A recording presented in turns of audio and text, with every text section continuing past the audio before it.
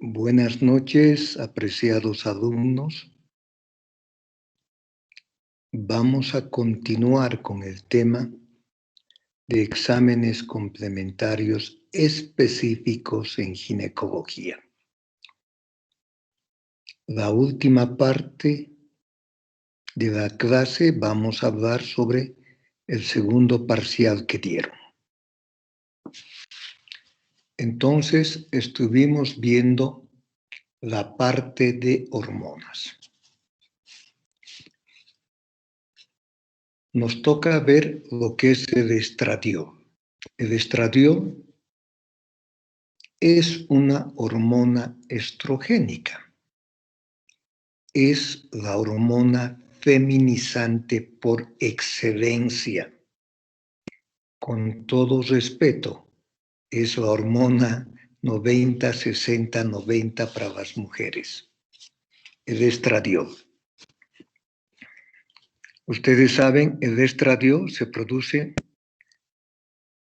en el ovario, tanto en el folículo ovárico como en el cuerpo lúteo. Material sigue siendo una muestra de sangre y se utiliza lógicamente el suero. Cantidad 0,5 ml de suero. Técnica radioinmunoanálisis, y les dije que actualmente está siendo reemplazado por el método de ELISA colorimetría. Valores. En la fase preovulatoria, los valores van desde 20 hasta 140 picogramos. En la fase ovulatoria va desde 110 hasta 440 picogramos por ml. Y en la fase posovulatoria, desde 20 hasta 240 picogramos por ml. Lo que debe quedar aclarado es que en la segunda fase del ciclo menstrual, la concentración de estradiol es igual o es mayor. Y ustedes saben que solo en la segunda fase aparece la progesterona. Entonces, no se olviden que en la segunda etapa o fase del ciclo menstrual, así como debe en condiciones normales estar presente la progesterona, también el estradiol. Para simplificar, podemos decir que el estradiol en una mujer premenopáusica debe estar entre 30 a 400 microgramos. Y en una mujer posmenopáusica, menor a 30 picogramos por ml. ¿Cuáles son las indicaciones?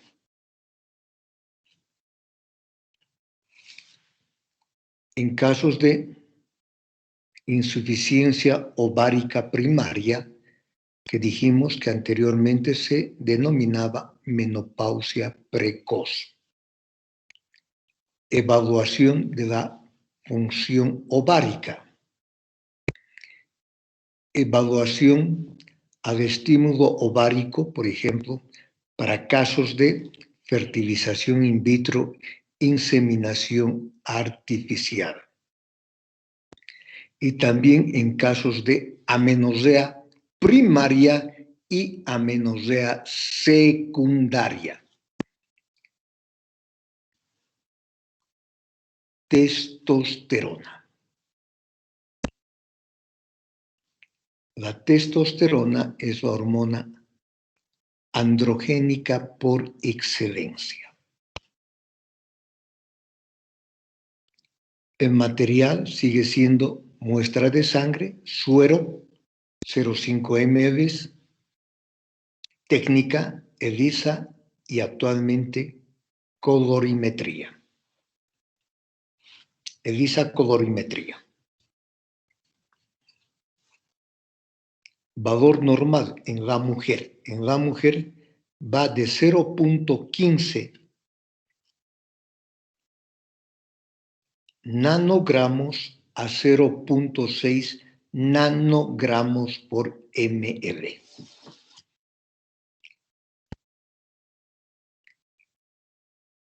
Es una concentración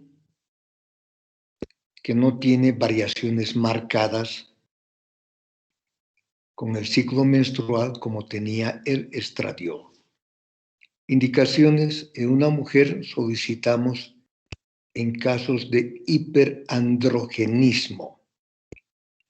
Y dentro del hiperandrogenismo podemos ver el hirsutismo y la virilización.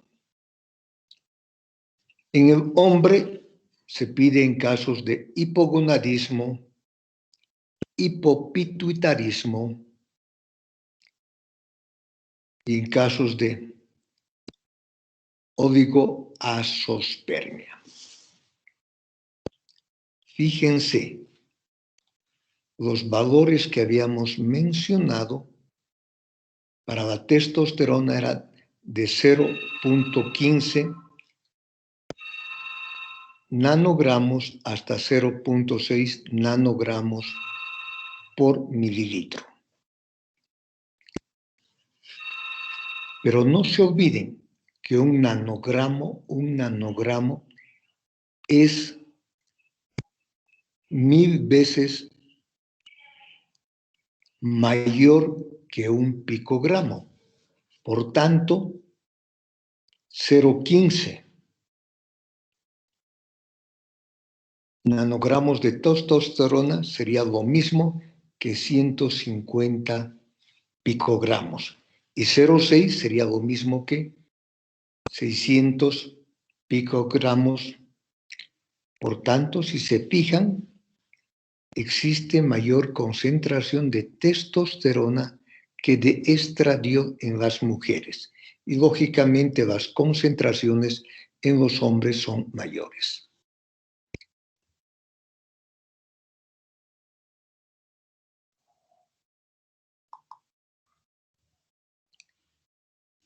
Beta-HCG. Subunidad beta de hormona gonadotrofina coriónica. Perdón, voy a contestar el teléfono. Sí, buenas noches. Doctor, le estaba llamando por una paciente que ha venido con un dolor a nivel de hogar y en los días hace un embarazo de 7 semanas.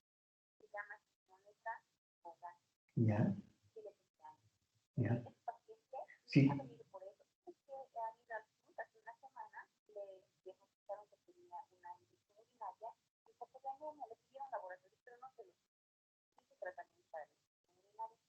Ahora ha venido con este dolor muy intenso a nivel de hogar y de la posibilidad. Cada que tiene dolor reporta la respiración. Yo le he saturado, le he está saturando 98 y no hay ninguna alteración pulmonar. Estamos muy muscular conservada. No hay sangrado, tampoco ha perdido nada. Mira, ponle un antiespasmódico, ¿ya? Combinado con un ketorol y que se quede un rato en observación, por favor, ¿ya? Listo, estoy pasando con eso. Gracias.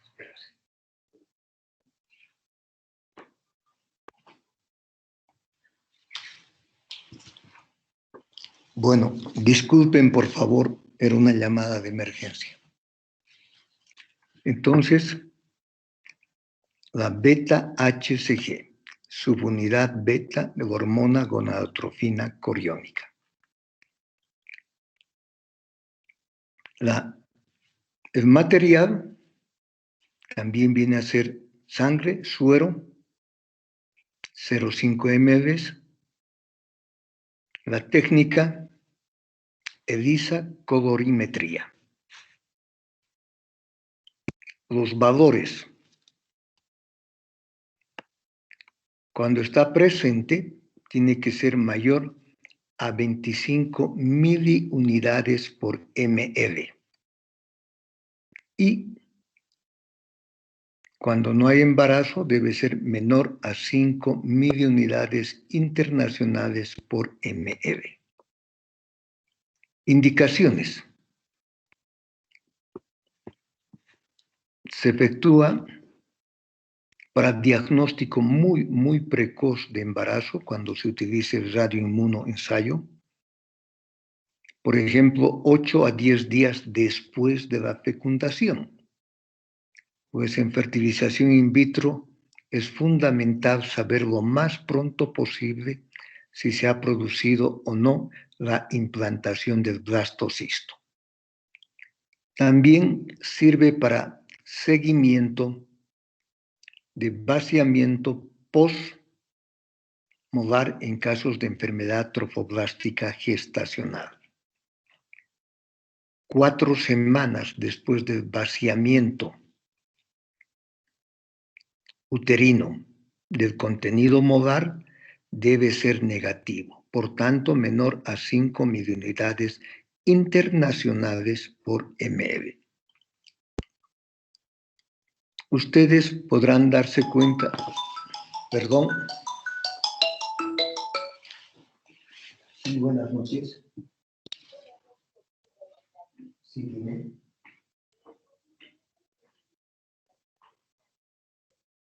Sí. Ya.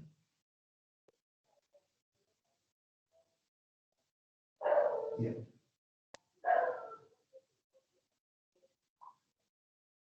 Con mucho gusto, con mucho gusto. Si tiene todos sus exámenes, que traiga, por favor, ¿ya? Si tiene ecografías, exámenes de laboratorio y todo eso. Grupo sanguíneo, todo lo que tenga, todos los exámenes que tenga. Sí, perfecto, ¿ya? Atendemos. A las 9:30 voy a estar. Sí. ¿Ya? Sí, por favor. Sí, está muy bien. No, en ayunas sí, por si acaso, si es que le faltara algún examen, ¿ya? Listo, ya. Listo. Gracias, buenas noches. Buenas noches.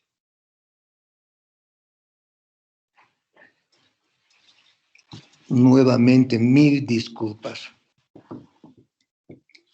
¿Ustedes alguna vez se han puesto a pensar qué es realmente la hormona gonadotrofina coriónica?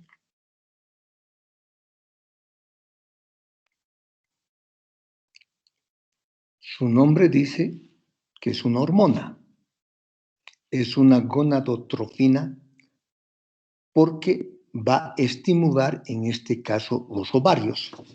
Recuerden que la FSH y la LH son gonadotrofinas, o llamados también gonadotropinas. Pero en este caso, esta hormona es producida por el tejido trofoblástico. Es producida el trofoblasto al futuro. Ustedes saben que va a dar origen a la placenta y el embrioblasto va a dar origen al embrión, al feto y luego al recién nacido. Por tanto, es el mismo embarazo que produce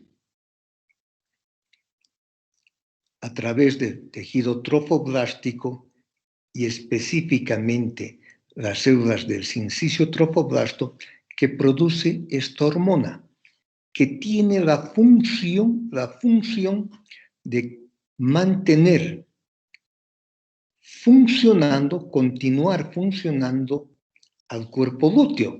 Recuerden que el cuerpo lúteo es el que produce la progesterona. Y como dijimos previamente, la progesterona es la hormona del embarazo. Progestación, proembarazo, pues favorece al embarazo.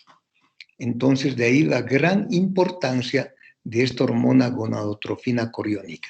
Es como si el propio embarazo estuviera tratando de protegerse y de automantenerse.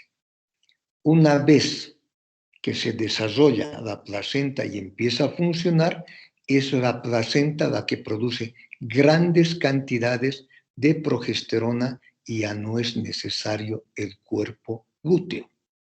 Pero inicialmente, las primeras semanas, la función del cuerpo lúteo es esencial para mantener el embarazo.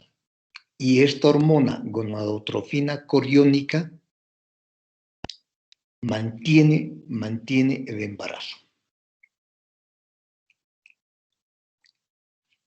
Ahora hablamos de la hormona gonadotrofina coriónica, o la llamada HCG.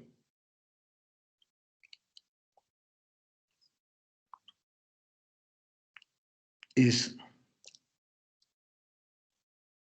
material es primera orina de la mañana. Técnica inmunológica. Valores. También si es negativo, no hay embarazo, menor a 5 miliunidades internacionales por ml. Y si existe embarazo, mayor a 25 miliunidades internacionales por ml. Si ustedes se fijan, existe una franja entre los 20 y 25 unidades donde no es posible afirmar con certeza si es positivo o es negativo. En condiciones normales, pues en un embarazo tiene que ir aumentando la concentración de hormona gonadotrofina coriónica. Y en este caso,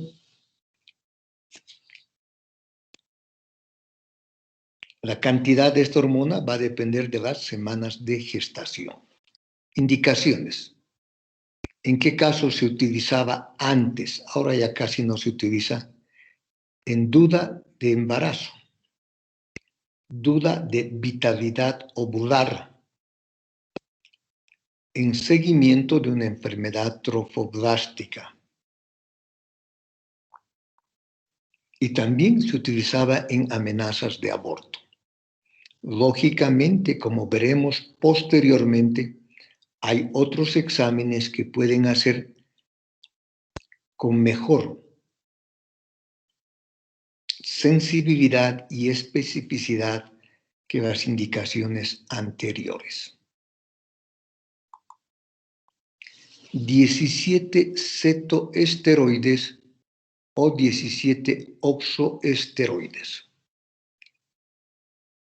Técnica, orina de 24 horas. Es el material y la técnica es por colorimetría. Los valores normales están entre 5 a 15 miligramos en orina de 24 horas. La indicación. Básicamente, permite la dosificación de aquellas hormonas esteroideas que tienen un grupo hidroxilo en el carbono 19. Por ejemplo,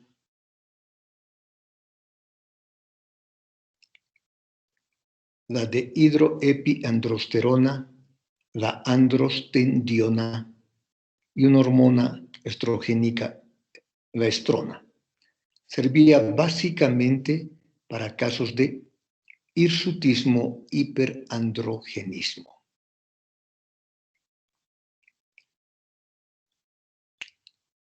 Ahora vamos a ver los 17 hidroxiesteroides. También el material sigue siendo orina de 24 horas.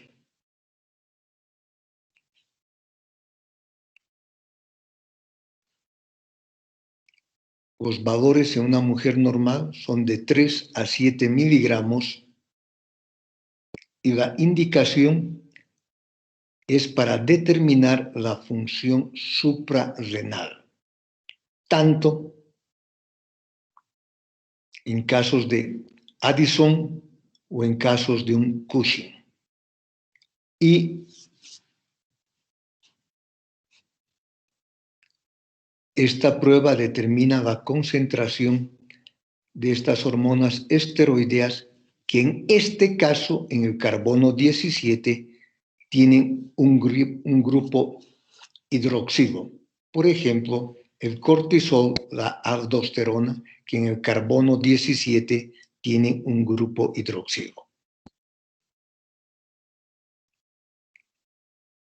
Muy bien, con esto hemos terminado la parte de hormonas.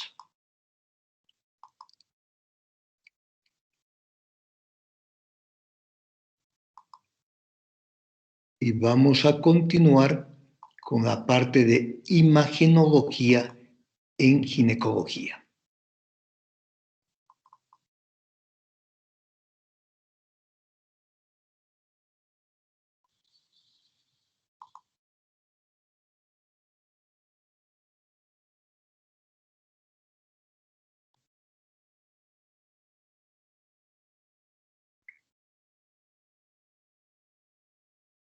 Entonces, continuamos con imagenología en ginecología. Placa simple de abdomen. Recuerden que ya estamos en ginecología, por tanto, no hay riesgo de la irradiación. No hay embarazo y, lógicamente, siempre con la mayor precaución, con la dosis solo necesaria y el tiempo de exposición más corto, vamos a solicitar una placa simple de abdomen. Ustedes saben que esta placa simple de abdomen se toma tanto en de pie como en decúbito. ¿En qué caso solicitamos en ginecología?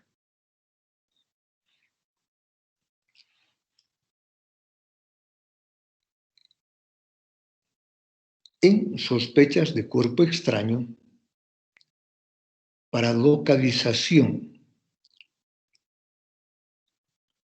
de un dispositivo intrauterino, lo que se llama el DIU traslocado, también en casos de hígado paralítico, en casos de hepatomegalia también se pedía,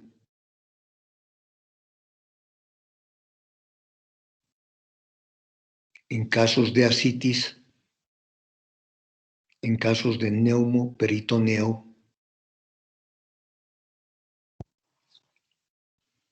Entonces, este examen radiográfico que necesita radiación, ya en ginecología se utiliza cada vez menos. La histerosalpingografía. Este también es un método de radiodiagnóstico. Requiere radiación y al mismo tiempo requiere un medio de contraste que se introduce dentro de la cavidad uterina y las trompas o salpinges. Este medio de contraste se introduce a través del canal endocervical. Esta prueba debe realizarse del día 7 al día 11 del ciclo menstrual, cuando la paciente ha dejado de menstruar completamente, totalmente. Esta prueba nos permite conocer los contornos uterinos, las características de la cavidad uterina, su forma, su volumen, y nos permite conocer si las trompas están o no están permeables. Entre las indicaciones están cuando se sospecha de pólipos o miomas submucosos, cuando existe sospecha de adherencias dentro de la cavidad uterina, como en el caso del síndrome de Asherman, y fundamentalmente para determinar si existe o no permeabilidad tubaria en casos de infertilidad. Tiene contraindicaciones. Por ejemplo, sangrado, sospecha de neoplasia maligna, sospecha de embarazo,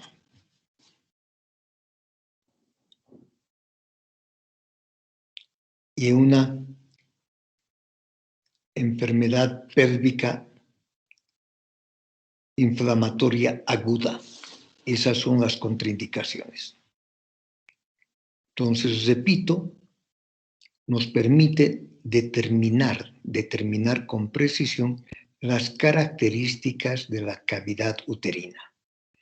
La permeabilidad de las trompas. Si las trompas estuvieran obstruidas, nos va a señalar con precisión el lugar donde se encuentran obstruidas. Es un examen que se utiliza con bastante frecuencia en ginecología, sobre todo cuando se hace el estudio de la pareja infértil. En casos de infertilidad, continuamos utilizando la histerosalpingografía. 24 horas después de haber introducido el medio de contraste, se toma una placa simple de pelvis denominada la prueba de Cote. Pelvineumografía. En este caso, consistía en introducir gas dentro de la cavidad abdominal para poder visualizar, sobre todo, los contornos externos, la parte externa del útero y de los anexos. La ginecografía era un examen que combinaba la histerosalpingografía más la pelvineumografía. Repito, la ginecografía era el examen de radiodiagnóstico que combinaba la histerosalpingografía más la pelvineumografía. La uretrocistografía también es un examen que se sigue utilizándose, permite determinar la relación entre la vejiga y la uretra. Permite determinar la movilidad del ángulo uretrovesical tanto en reposo como haciendo el esfuerzo. Este examen se solicita en casos de incontinencia urinaria sin cistocele. Para esto se necesita una cadenilla y un material de contraste. Repito, la uretrocistografía es un examen de radiodiagnóstico en casos de incontinencia urinaria sin cistocele. La contraindicación para este examen sería un proceso inflamatorio agudo.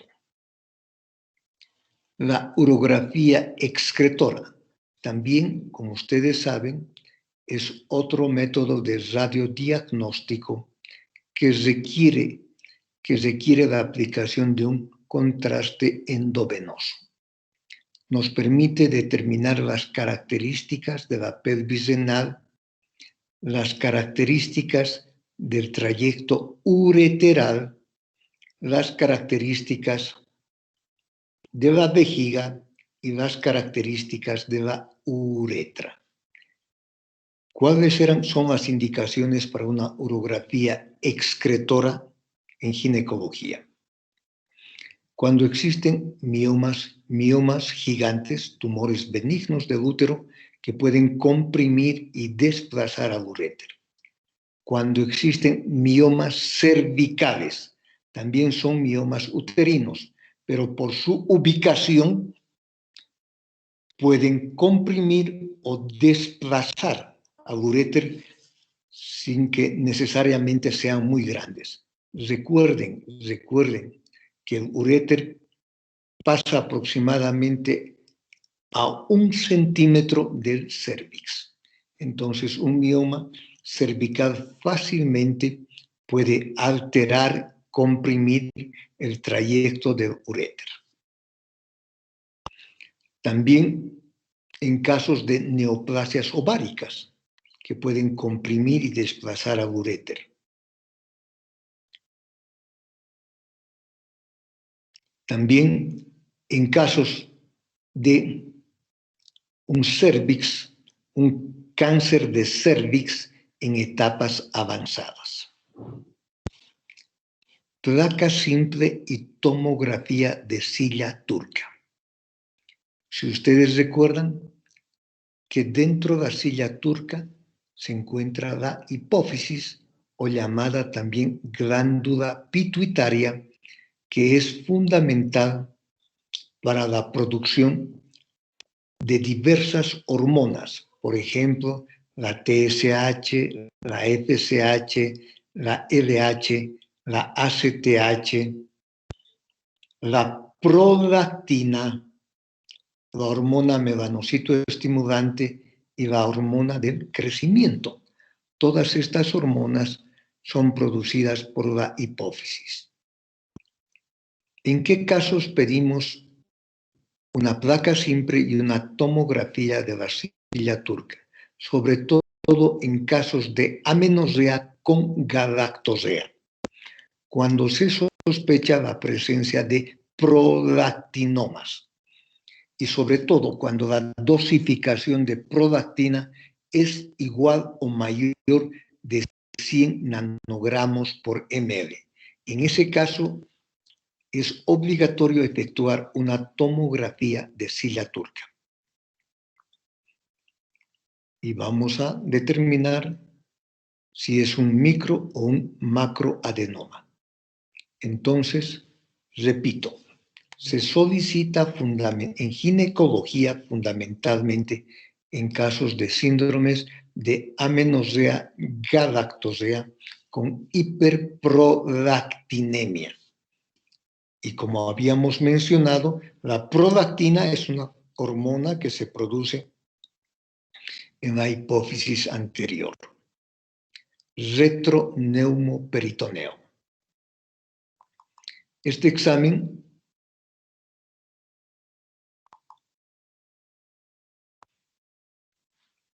se solicitaba cuando había sospecha de neoplasias ováricas y sobre todo en casos de síndromes de ovarios poliquísticos. También consistía en introducir gas detrás de la cavidad peritoneal. Y también en casos de sospecha de tumores retroneuroperitoneo, en casos de tumores de las glándulas suprarrenales que podían producir hiperandrogenismo y muchas veces virilización en la mujer.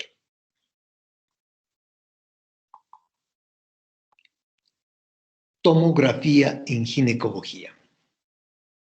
Ustedes saben que cada vez se utiliza más la tomografía como un examen complementario de diagnóstico.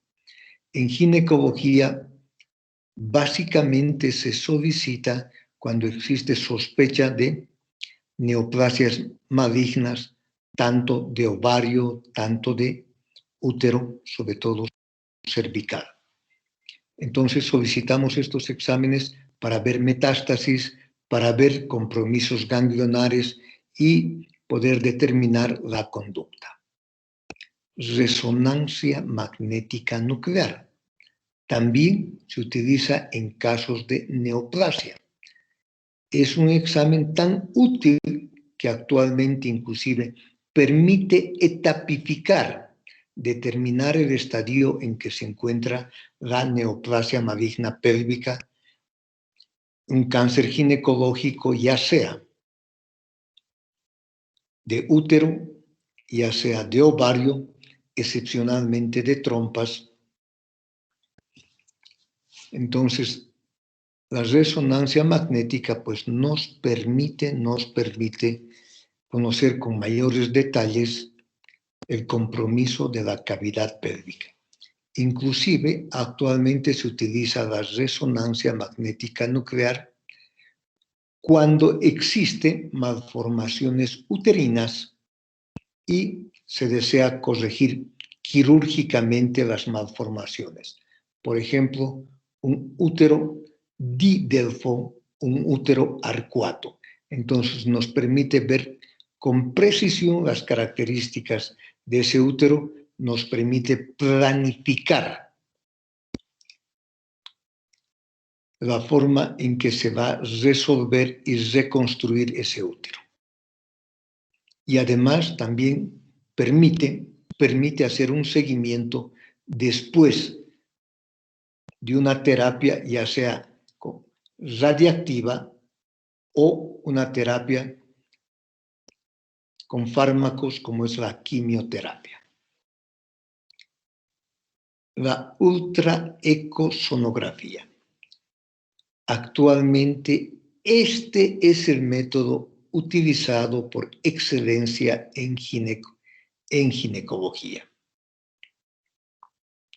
Solicitamos en muchos casos, sobre todo en mujeres vírgenes o en rechazo, cuando existe rechazo al examen ginecológico.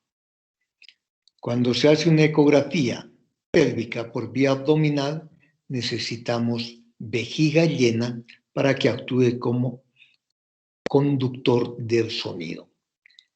Este examen, que es totalmente inocuo, nada invasivo y que tiene una corta duración, es el examen por excelencia en ginecología. Entre las indicaciones están inclusive desde confirmar o descartar un embarazo, presencia de miomas, presencia de neoplasias ováricas, de hiperplasia de endometrio, presencia de quistes anexiales, ovarios poliquísticos y masas dentro de la cavidad pélvica. La ecografía transvaginal. En este caso, pues más bien requerimos vejiga completamente vacía. Tiene que ser una mujer con vida sexual, que ha tenido vida sexual y se introduce dentro de la cavidad vaginal el transductor. Esta es la ecografía que nos permite conocer con mayor detalle todas las características tanto del útero, de los ovarios, las trompas, en este caso, características del útero y los anexos. Nos permite determinar con precisión la presencia, número de miomas, su tamaño, su localización, si es submucoso, si es intramural, si es subseroso. Nos permite, en algunos casos, ver inclusive la presencia de endometriosis o endometriomas. Nos permite hacer un seguimiento del desarrollo folicular, cómo están madurando los folículos, por ejemplo, cuando se utiliza inductores de la ovulación. Nos permite diferenciar inclusive características de una neoplasia ovárica benigna, maligna. Nos permite determinar con precisión las características, el grosor del endometrio. Inclusive nos puede ser útil para el diagnóstico de un embarazo ectópico. La ecografía transvaginal es el estudio complementario más utilizado por el ginecólogo. Inclusive en obstetricia, durante el primer trimestre, o sea, durante el embarazo, es el mejor examen para estudiar las características del embarazo, tanto del embrión como del feto, que ya es a partir de las 9 semanas de gestación. Nos permite visualizar con mayor claridad todas las características del embarazo. Y en ginecología, lógicamente, es el examen más útil. La sonohisterografía o sonohisterosalpingografía. La sonohisterografía es un método que cada vez se está utilizando más y más. Es también una ecografía transvaginal. Se efectúa previamente una ecografía transvaginal completamente normal, con la vejiga vacía, y se ven todas las características del útero y sus anexos y el contenido pélvico. Luego, introducimos líquido dentro la cavidad uterina y nuevamente volvemos a hacer otra ecografía transvaginal. ¿En qué casos se efectúa la sonohisterografía? Se utiliza cuando existe sospecha de pólipos endometriales, miomas submucosos, adherencias dentro de la cavidad endometrial. En estos casos, el diagnóstico es mucho más preciso y puede aclarar lo que algunas veces la ecografía transvaginal presenta con ciertas dudas. La sonohisterografía es un procedimiento rápido que dura aproximadamente como 15 minutos y repito, se requiere introducir líquido dentro de la cavidad uterina. Permite mejor visualización de los pólipos, de los miomas submucosos, de las adherencias e inclusive de las malformaciones, pequeños tabiques dentro de la cavidad uterina.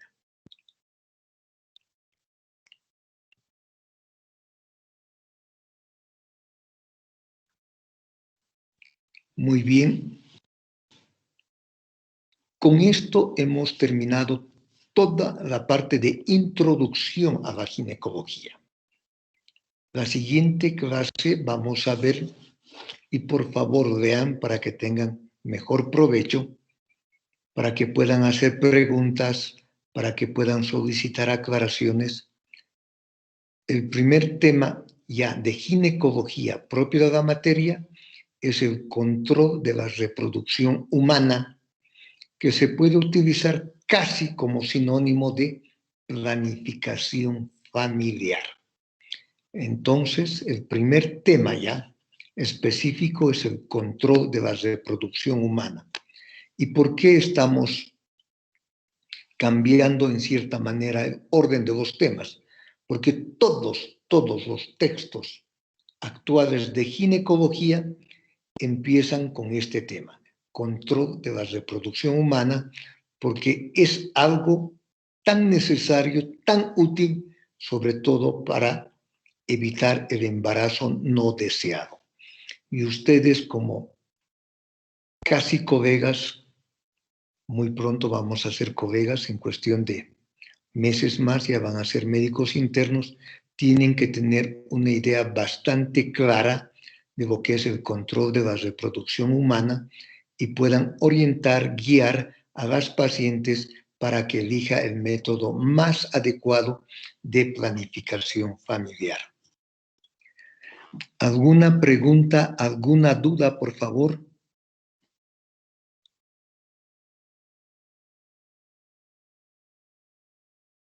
¿No hay ninguna pregunta, ninguna duda? Creo que no, doctor, todo claro. No, doctor. Gracias. No, doctor. Gracias. Entonces vamos a hablar sobre el examen. Estoy contento, el promedio del curso es bastante alto. Y quiero felicitar a los siguientes alumnos que han sacado la nota más alta. Becerra Martínez Andrés, 94. Callejas Cáceres Paola, 94. Godoy Brand Giovanni, 94. Terrazas Cosío Stephanie, 94.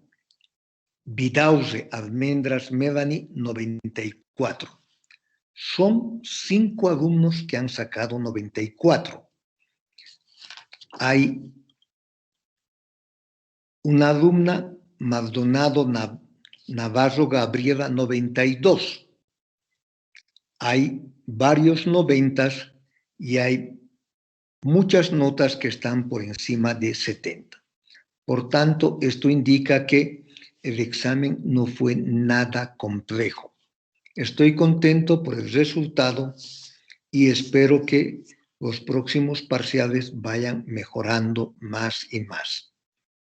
Ya enviamos las notas. Espero que en la facultad les puedan avisar, o si alguien quiere saber su nota, tengo aquí todo ya listo para poderles avisar. ¿Alguien quiere saber su nota?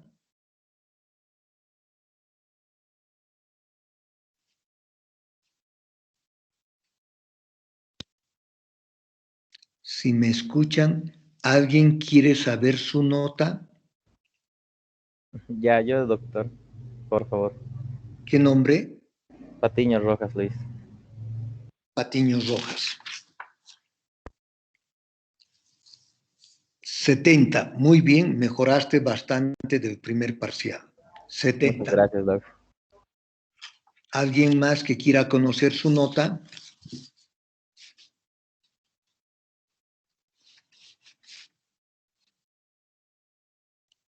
¿Alguien que desea conocer su nota?